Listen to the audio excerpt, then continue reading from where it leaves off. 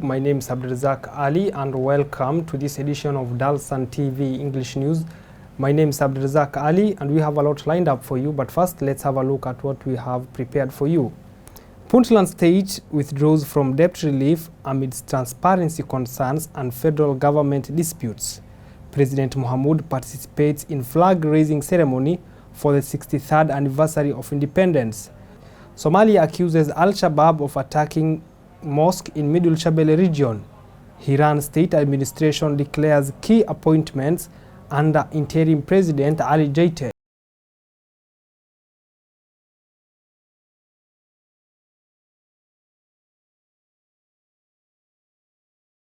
Welcome back to this edition of Dalsan TV. Now, the Puntland state, which is a critical federal member state within Somalia's dysfunctional federal government, has called for a complete suspension of the debt relief process in the country, citing deep-rooted disagreements and lack of transparency in the ongoing procedure.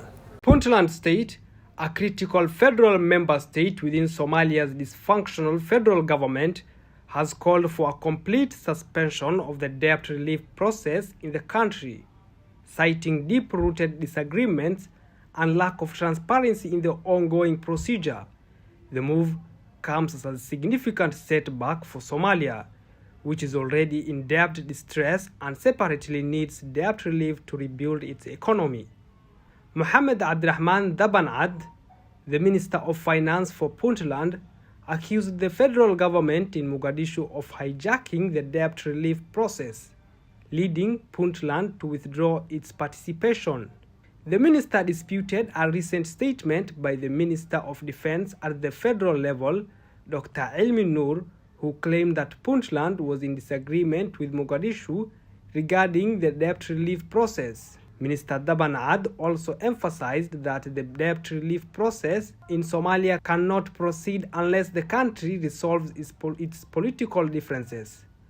Puntland also cited severe corruption within President Hassan Sheikh Mohamud's cabinet as another reason of distancing themselves from the authorities in Mogadishu. Although Somalia achieved the HIPC decision point on March 25, 2020, allowing partial settlement of its debt, most of which had accumulated before the civil war in 1991 and remained unpaid for 3 decades.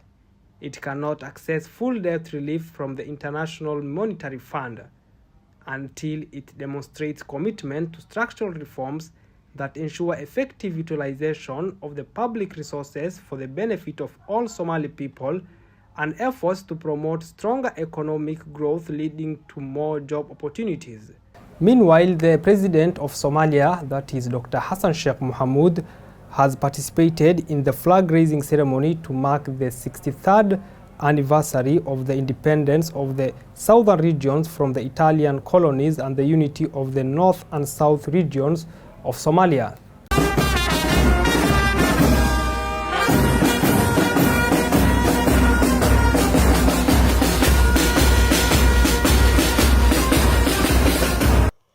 The Presidency of the Federal Government of Somalia, Hassan Sheikh Mohamud, participated in the flag-raising ceremony to mark the 63rd anniversary of the independence of southern regions from Italian colonies and the unity of the north and southern regions of Somalia.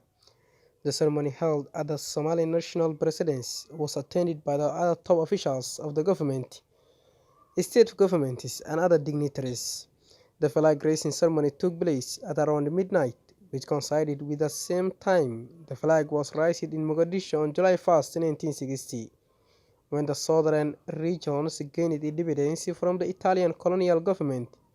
The president extended his congratulations to all Somalis for their hard work and resilience in the face of challenges. The celebrations of the Independence Days are not limited to the capital city of Mogadishu, as many towns across Somalia are also commemorating the 63rd anniversary of the independence of southern regions from Italian colonies and the unity of the north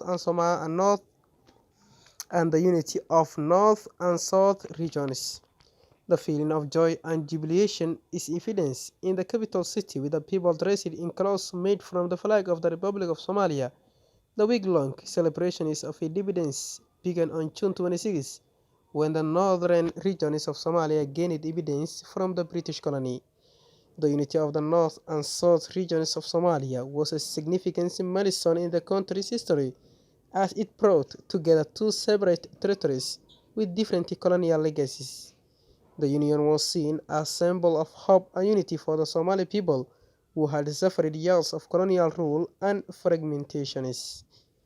The celebrations of Independence Day serve as a reminder of resilience and determination of Somali people in the face of adversity, as the country continues on its path towards progress and development. It is important to reflect on the achievements of the past and work towards a better future for all Somalis. Meanwhile, the Somali government has released information regarding an explosion attack on a mosque in Daru Nim'a area of the Middle Shabelle region. The government accused Al-Shabaab militants of bombing the mosque. The Somali government has released information regarding an explosion attack on a mosque in the Daru Nim'a area of the Middle Shabelle region. The government has accused Al-Shabaab militants of carrying out the attack on Friday. While no casualties were mentioned, photos of the damaged mosque buildings were shown on Somali national television. According to reports from SNTV, Al-Shabaab has previously targeted several mosques in Somalia. The Ghaib Mosque in the Bula Burde district of the Hiran region and the Bahda Mosque in the Galgaduud region were also targeted by the militants. However, security forces were able to protect these mosques. Other mosques in these areas have been closed off to prevent people from gathering and learning. As of yet, Al-Shabaab militants have not commented on the recent incident. Independent confirmation is currently unavailable. The Somali government-led anti-Al-Shabaab operation, which began in the past year, has led to the loss of several areas to the Somali National Army and local militant forces. Despite these losses, Al-Shabaab continues to carry out attacks on civilian and military targets throughout the country. The attack on the mosque highlights the ongoing threat posed by Al-Shabaab in Somalia.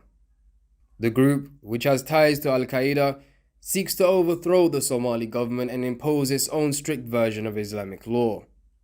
While the Somali government and its allies have made significant gains against the group in recent years, they continue to face significant challenges in eradicating the threat posed by Al-Shabaab. The international community has expressed concern over the ongoing instability in Somalia and the danger posed by Al-Shabaab. The United Nations has called for continued support for the Somali government and its efforts to combat terrorism in the country.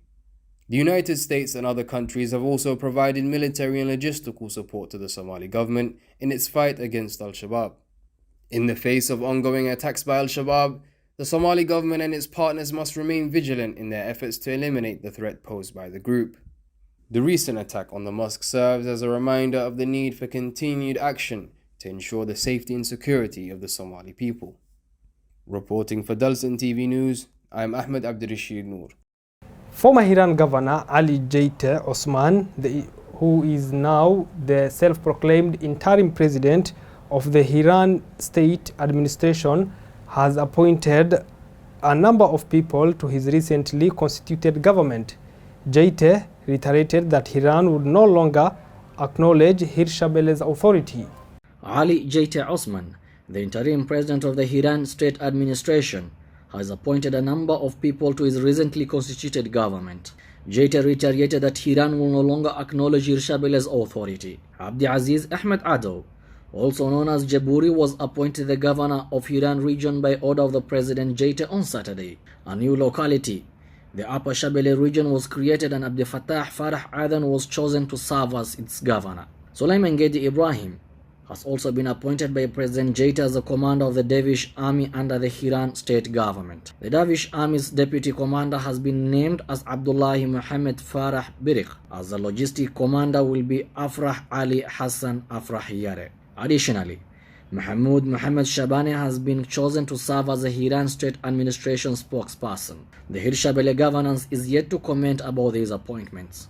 Reportedly elected as the interim president of Hiran State Administration, the recently ousted governor of the Hiran region is still a contentious figure. Ali Jeite Osman, the former governor of Hiran region, has been strongly opposed by members of the Hawadli community within Somalia's Hirshabelle administration. Ali Goodlawe Hussein, the president of Hirshabelle, orchestrated the decision, which has heightened local tensions and drawn harsh criticism from the Hawadle clan members, who believe it was rash and unwise. Thank you so much for watching this edition of Dalsan TV English News. My name is Abdulrazak Ali. Have a lovely